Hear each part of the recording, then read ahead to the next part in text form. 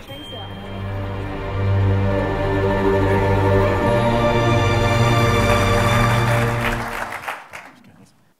And so the other thing, that was about the age of 11 or 12, I discovered what running meant to me, and it isn't about the physicalness of it or what it does for our bodies or the cardiovascular functioning.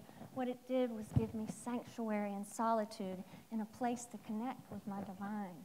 It's where I find clarity, and I still find it there.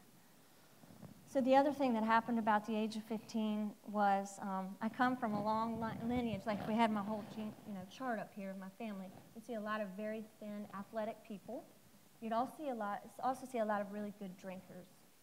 And so at age 15, I took my first drink. And I was at my friend Beth's house, and after several, of those, I called this guy named Robbie.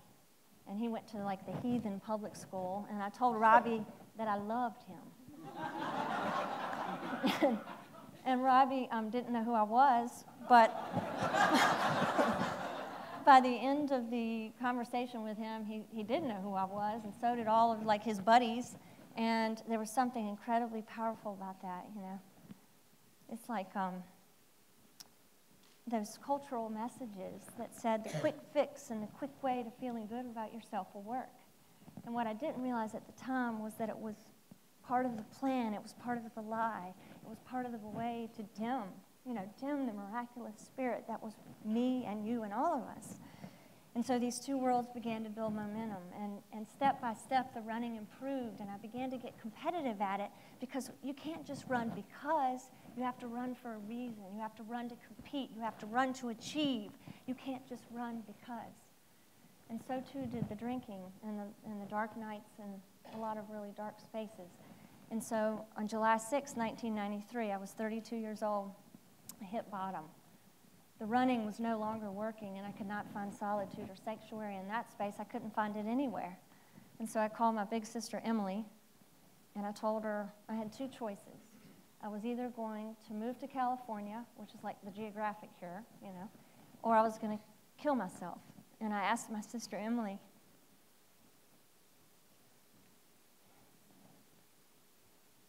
which one should I pick? And she paused, and then she gave me the greatest advice of anything I've ever received, and I'd heard it before, but it really worked. And she said, Molly, this too shall pass. And so I hung up the phone, and I sort of fell to the side, and I went to sleep. And the next day was July 7th, 1993. And I decided later on in the day, I called in sick to the job that I was holding at the time, and I decided to go for a run.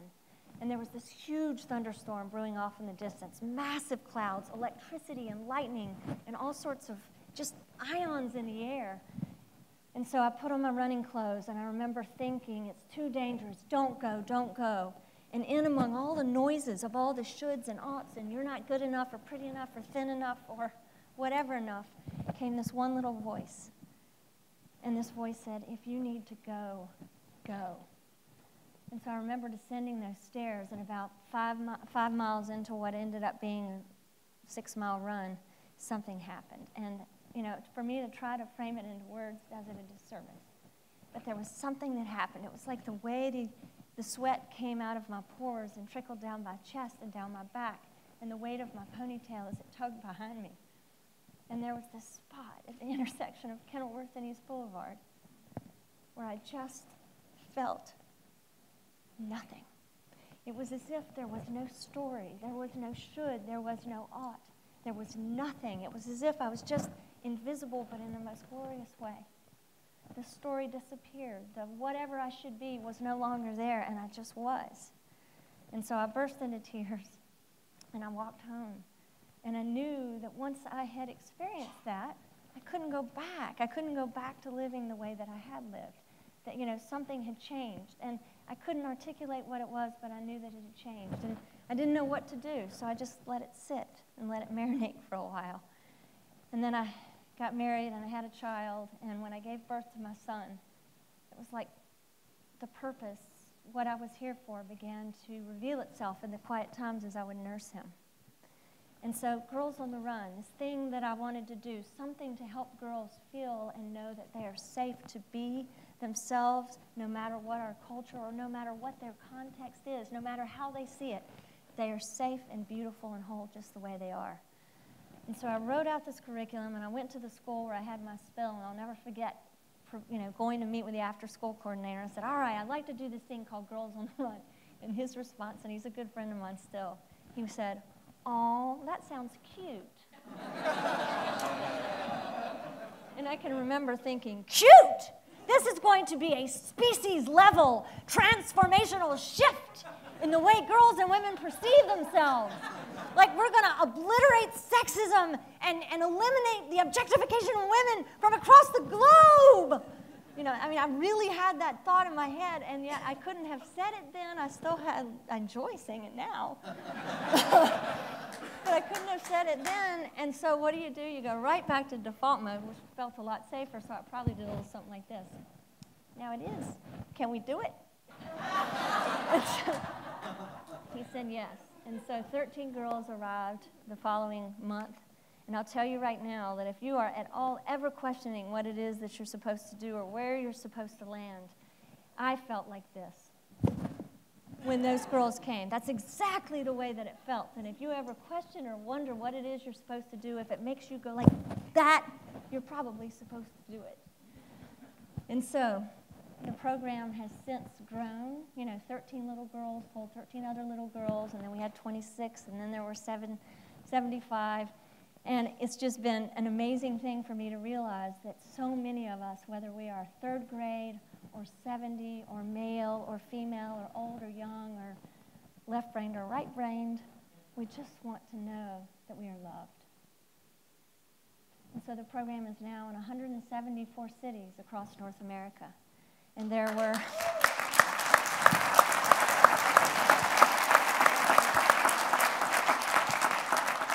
Last year, we reached the 250,000 mark in the number of girls served. And at this point, I'm feeling very called to expand to other nations. And we have 40 or so that have expressed an interest, not quite sure what to do with that yet from a business standpoint. But what I'd like to do, just sort of to launch and to sort of get you thinking, is just share with you one story about a very special girl. And her name is Shakira. And so I was coaching a group of little girls, this was several years ago, and we limit it to 15 girls in a group. And at this point, I had 14. And we start the day, the first activity, with you say your name and an adjective that describes you. And so I'm always like, miraculous Molly. And we go around the circle, and we got around to this one little girl who just shook her head and looked to the ground. And one of the other girls goes, oh, that's just Shakira. She never talks. And I was like, all right, girl, I'm just glad you're here. You just keep coming back, girl. Just keep coming back. And so the next lesson she comes and she doesn't speak, and the third lesson she comes and she doesn't speak, and the fourth lesson she comes and she doesn't speak. And so I went to the school counselor and I said, could you please help me? I don't know how to reach this little girl. And she said to me, well, Molly,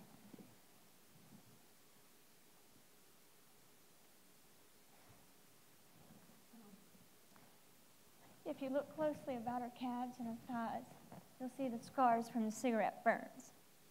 And this little girl had been cast away in closets for long periods of time, so she had to wear glasses that would dim in the sunlight. And I realized at that moment that I was privileged, actually, to have her in my life. And so over the course of the next 12 weeks, I began to see something emerge, like the light that had dimmed within this child and the story that she'd been told her entire 9 years of life. You're not worthy, you're not smart enough, or you're not worth it, or you're voiceless, was beginning to unravel and disappear. And at the end of the program, she was participating but still not speaking. So on the very last day of the program, I put the girls into a circle and I said, all right, ladies, let's just say one word to describe our experience, hoping that this might be the day I would hear something from her. And so the first little girl said, fantastic. Somebody said, awesome. I do remember one 8-year-old goes supercalifragilisticexpialidocious, because when you're 8, that's like, the most official, longest word in the English language. And then I got around to Shakira, and she just looked around the circle, and then she shook her head and looked to the ground. So the following day, we have our banquet, where all the kids come together, and we celebrate and honor them for their presence over the 12 weeks. And I had called every one of the girls up, and I called Shakira up. And we give funny awards like the Sweat Goddess Award or the Runs with a Red Face Award. And I had called Shakira up, all 13 of her teammates behind her. And I call her up, and I say, all right, girl, I give you the Grand Communicator Award.